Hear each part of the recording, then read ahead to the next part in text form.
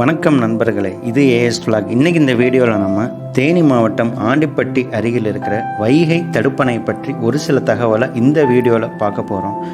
வீடியோக்குள்ளே போகிறதுக்கு முன்னாடி நம்ம சேனலை மறக்காமல் சப்ஸ்கிரைப் பண்ணிடுங்க.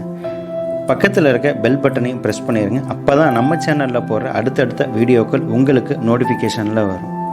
இந்த வீடியோவை ஸ்கிப் பண்ணாமல் பாருங்கள். அப்போ தான் நம்ம வீடியோ பற்றின முழு தகவலும் உங்களுக்கு தெரிய வரும். தேனி மாவட்டம் வருசநாடு மலைப்பகுதியில் உருவாகி வர வைகை ஆற்றோட குறுக்கே கட்டப்பட்டதான் இந்த வைகை தடுப்பணை. இந்த அணையை நீங்கள் ரீச் பண்ண தேனியிலேருந்து 16 கிலோமீட்டரும் மதுரையிலேருந்து 75 கிலோமீட்டரும் ஆகுது.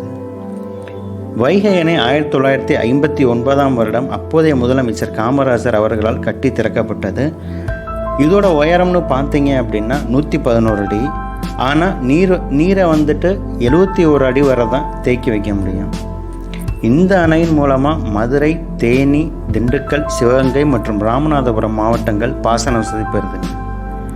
இந்த அணையோட பக்கத்திலேயே சிறுவர் பூங்காவும் இருக்குது.